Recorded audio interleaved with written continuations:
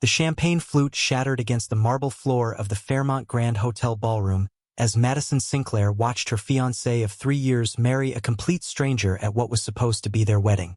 The woman standing at the altar in a blood-stained hospital scrub top wasn't even wearing shoes.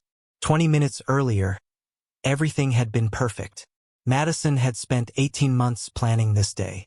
The guest list read like a Forbes magazine roster: tech moguls, oil executives, politicians.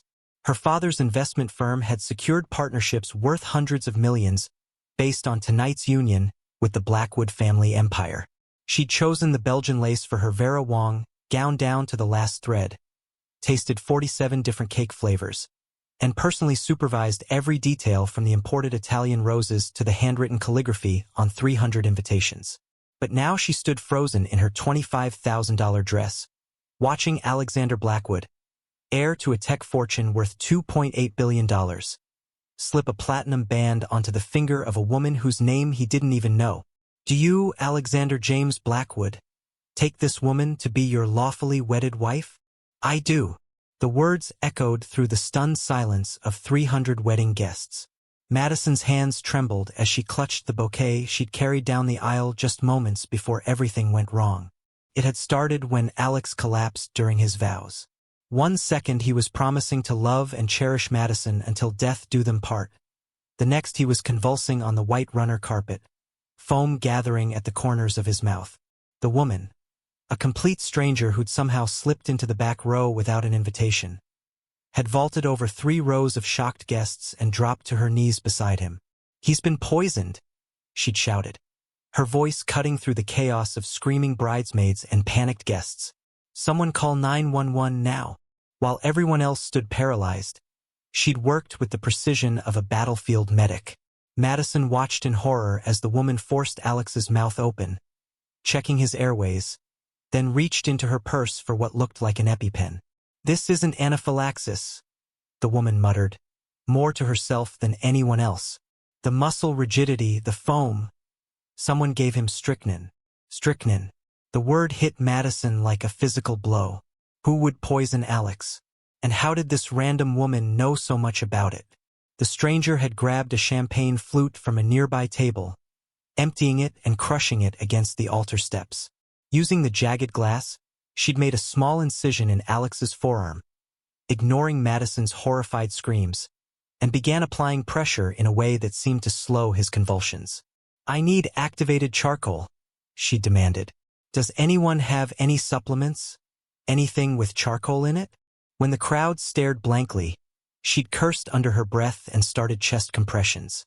Her hands moved with the kind of confidence that came from saving lives, not planning dinner parties.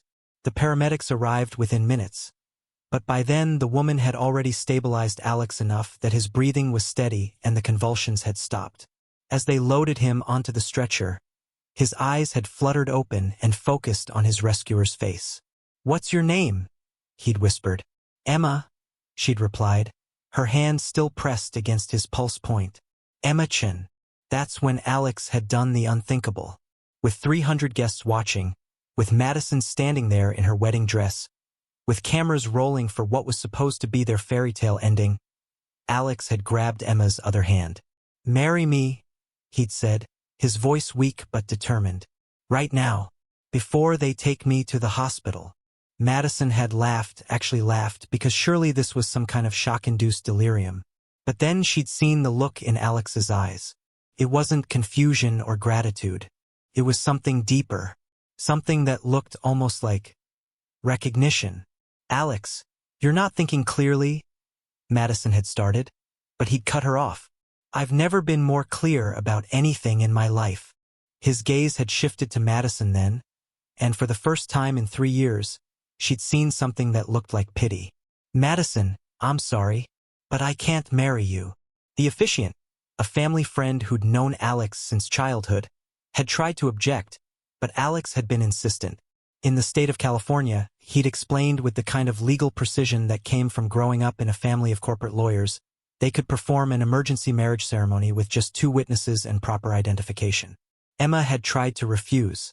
She'd explained that she was just a trauma nurse from Mercy General, that she'd only come to the hotel because she'd been following a lead on something, that this was insane. But Alex had persisted with the kind of focused intensity that had built his family's empire. "You saved my life," he'd said. "But more than that, I know you. I've been looking for you for 15 years. That's when Madison had seen the recognition flicker in Emma's eyes too. Whatever connection existed between them, it ran deeper than a random rescue. The ceremony had lasted exactly 4 minutes. Emma had borrowed Madison's bouquet. The maid of honor had served as a witness, tears streaming down her face, and Madison had stood there, watching her entire future crumble, as the man she'd planned to spend her life with pledged himself to a complete stranger. Now, as the ambulance doors slammed shut with the new Mr. and Mrs. Blackwood inside, Madison sank into the nearest chair and tried to process what had just happened. Her phone buzzed. A text from her father. "What the hell is going on? The Yamamoto deal depends on this merger." But Madison barely registered it. She was thinking about the look that had passed between Alex and Emma, about how Emma had known exactly what poison had been used, about how she'd seemed to know precisely how to treat it. And she was thinking about something else, something that made her blood run cold. The champagne toast. Alex had insisted on a specific vintage, a bottle that had been delivered just that morning. Madison had thought it was romantic, his attention to detail. But now she remembered. He'd only taken a sip before setting it down and reaching for water instead. Water that had been poured from a pitcher that had sat on the head table for over an hour. Water that anyone could have tampered with. Madison's mind raced. If someone had wanted to poison Alex, they would have planned for the champagne, not the water. Unless someone had known he would switch drinks. Someone who knew his habits better than she did. The ballroom was emptying now, guests whispering and taking pictures with their phones that would be on social media within the hour. But Madison sat frozen, staring at the altar where her future had just been stolen by a woman who'd appeared out of nowhere with knowledge that no ordinary trauma nurse should possess. Her phone buzzed again. This time it was a number she didn't recognize. "If you want answers about your fiancé and his new wife, meet me at the Starbucks on 5th Street in 1 hour. Come alone. A friend."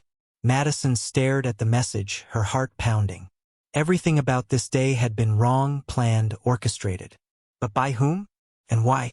She looked up at the altar one more time, then grabbed her car keys from her purse. The $25,000 dress could wait. She needed answers. As she walked toward the exit, her heel crunched on something. Looking down, she saw a small piece of paper that must have fallen from Emma's pocket during the chaos. Madison picked it up, unfolding it carefully. It was a photograph, black and white, slightly worn. It showed 2 children, a boy around 8 and a girl around 6, sitting together on a swing set. On the back, in faded ink, someone had written, "Alex and Emma, Summer 2009. Never forget." Madison's hands began to shake. 2009 was the year Alex's family had moved to California after his father's business partner had died in what everyone said was a tragic accident. Alex had been 8 years old. He'd never talked about his life before the move, always claiming he didn't remember much from his early childhood. But apparently he'd been lying. The photograph fluttered to the ground as Madison ran toward her car, her mind reeling with possibilities. Had Alex been planning this all along? Had he orchestrated his own poisoning? Or was there something much darker at play? As she pulled out of the hotel parking lot, Madison didn't notice the black sedan that had been waiting across the street, or the way it pulled into traffic 3 cars behind her. At Mercy General Hospital, Alex Blackwood was sitting up in his bed, his new wife's hand clasped tightly in his. The doctors had confirmed what Emma already knew. He'd been poisoned with a plant-based neurotoxin, probably slipped into his drink sometime during the reception. "How did you know?" Alex asked quietly, his thumb tracing circles on Emma's palm. "How did you know exactly what it was and how to treat it?" Emma was quiet for a long moment, staring at their joined hands. When she finally spoke, her voice was barely above a whisper. "Because I've seen it before," she said. 15 years ago, the night my father died." Alex went very still. "Emma, I know who you are, Alex. I've always known. I've been looking for you since the day your family disappeared after the funeral. She looked up at him then, and he saw 15 years of pain and questions in her eyes. I became a trauma nurse because I wanted to understand how he died. I wanted to understand how a healthy 40-year-old man could just collapse at a business dinner and die before anyone could help him. The same way I almost died today, Alex said quietly. Exactly the same way. Emma's voice was steady now, but Alex could see her hands trembling. Someone wanted your father's business partner dead 15 years ago, and today someone wanted you dead. The question is, who knew we'd both be here? Who knew you'd recognize me? And who has access to a poison that's almost impossible to detect unless you know exactly what to look for? Alex closed his eyes, pieces of a puzzle he'd been trying to solve for 15 years finally clicking into place. My mother, he whispered. What? My mother has a degree in biochemistry. She was the one who insisted on the specific champagne. She was the one who suggested Madison's father handle the business merger. She was... He opened his eyes, meeting Emma's gaze. She was at your father's business dinner the night he died. Outside in the hospital corridor, a woman in an expensive black dress walked quietly past their room, a small digital recorder in her hand capturing every word. She'd been planning this conversation for 15 years, and now she finally had the confession she needed. Madison Sinclair smiled as she slipped the recorder back into her purse. She'd found her answers at the coffee shop, just not the ones she'd expected. The mysterious text hadn't been from a friend. It had been from Victoria Blackwood, Alex's mother, who'd been planning this day long before Madison had ever met her son. The truth was simpler and more complicated than Madison could have imagined. Victoria Blackwood hadn't tried to poison her son. She'd saved his life by bringing Emma back into it. The real poison had been in Madison's family's business dealings, in the merger that would have covered up a murder from 15 years ago. Now Alex and Emma were together again, the way they should have been before Madison's father had ordered the hit on Emma's father to steal his biotech patents. Victoria had spent 15 years gathering evidence, waiting for the right moment to expose the truth. And Madison had been the perfect pawn. As she walked toward the elevator, Madison's phone buzzed one last time. A message from Victoria Blackwood. Thank you for playing your part so perfectly, dear. The FBI will be very interested in the recordings I've been making of your father's conversations. You might want to call a lawyer. The elevator doors closed, and Madison stared at her reflection in the polished steel. She'd lost a fiancé, gained a stepmother-in-law as an enemy, and discovered that her father was a murderer. But somehow, as she thought about the look of recognition and love that had passed between Alex and Emma, she realized she'd never really had Alex at all. Some love stories, she thought as the elevator descended, were 15 years in the making. And some weddings were just the closing act of a much longer story. The doors opened, and Madison walked out into a world where nothing would ever be the same.